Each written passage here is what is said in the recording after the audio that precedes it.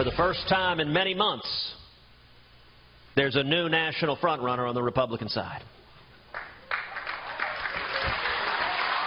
So the sound you're hearing is the sound of screams coming from Washington, D.C. Every day is a great day in South Carolina.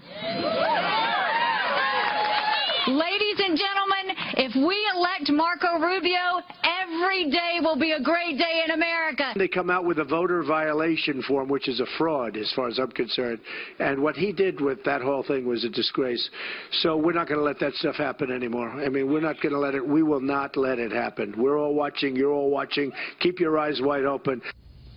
Some of the sights and sounds from South Carolina today. The poll that Ted Cruz was referring to is the new NBC Wall Street Journal poll, a national poll in which Cruz is up 2 points within the margin of error there over Donald Trump. And there you see the rest of the poll. Again, it is one poll, but here's the head-to-head matchup. Donald Trump versus Ted Cruz, head-to-head. If they were just going at it, one against the other, Ted Cruz with a 16-point lead, and against Marco Rubio, it is also a 16-point lead for Marco Rubio. Again, one poll. Take a look at the national poll out of Quinnipiac today, and that has Donald Trump at 39%, Marco Rubio in second.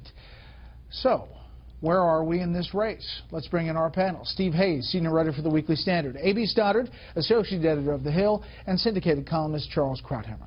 Steve, it's important to point out that this is one poll. We don't know whether this is a trend until we see more numbers. Right.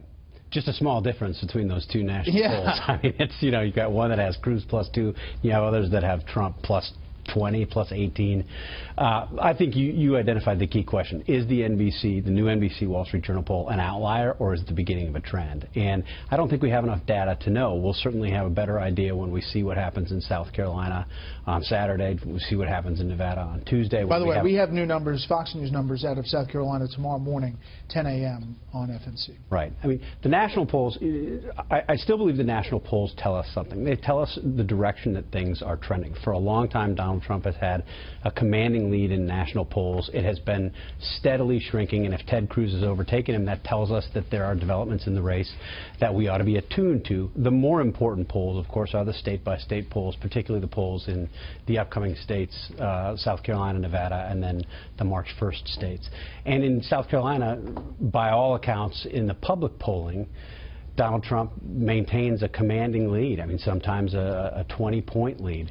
If you talk to people who have been doing private polling, both associated with campaigns and with some of the super PACs, the belief is that Trump's lead is not quite as commanding as the public polls suggest, that Ted Cruz is closer to Donald Trump than the public polling suggests, and that Marco Rubio has momentum. In a way, the polling in South Carolina feels a bit like the polling in Iowa, going into Iowa.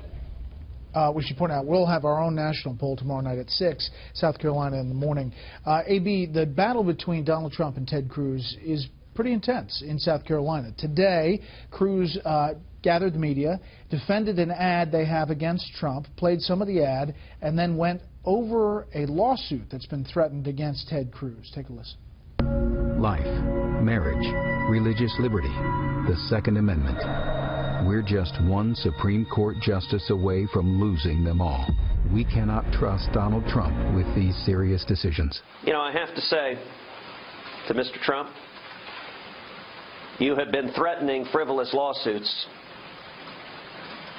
for your entire adult life. Even in the annals of frivolous lawsuits, this takes the cake.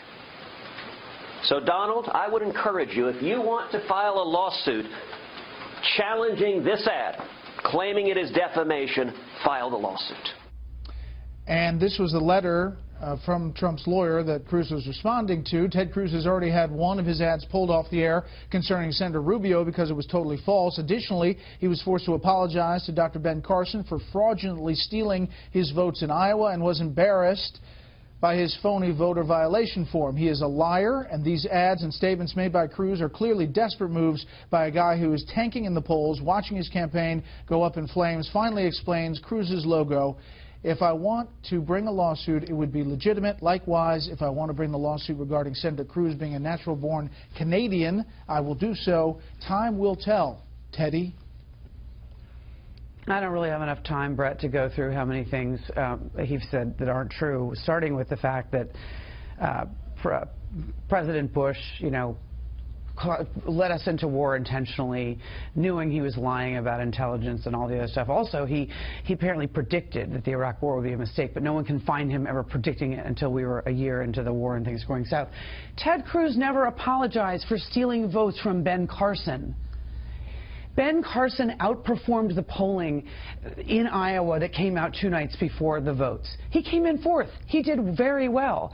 Ted Cruz apologized for not saying something to his staff earlier that night and having his staff deal with a tweet or whatever about breaking news on CNN. He has never said, I apologize to Ben Carson for stealing his votes in Iowa. So the thing is about his presser today, which was impressive, is Ted Cruz obviously is well-versed in the law. He's argued before the Supreme Court, and when he gets going, no one is going to stop him, and everyone's going to believe everything he's saying. But also, the grounds for this, obviously, is a legal joke, even if you are not the scholar that Ted Cruz is. Ted Cruz, just like Steve said, they have the same anxieties as they did going into Iowa. Rubio could be surging. Ted Cruz is worried Rubio might come close to him. Trump is worried Ted Cruz could eclipse him and come in first. And so it's really the same feeling and the same fights going on, only Trump has brought it to a new level. And the whole narrative of they want the fighter, the voters want the fighter this year. Is this legal effort, this lawsuit threatening, is that the fighter that people you think want? I'm not sure it helps him in that respect. I think it looks rather petulant. Also, conservatives or ordinary people don't like when rich, powerful people threaten lawsuits here and there. I thought the strongest element of what Cruz has said is that he's done this all his life in business as well, because it's a use of your power and your money and your influence, because ordinary folks can't afford a defense and often have to cave in. It's a kind of it's a bullying using the law. Well, let me just say, one legal group has Donald Trump named in 169 lawsuits, federal lawsuits. So that plays into that narrative. But look, we were talking about the polls, how disparate they are. But the one thing that they agree on is that if you take Trump against the field wins.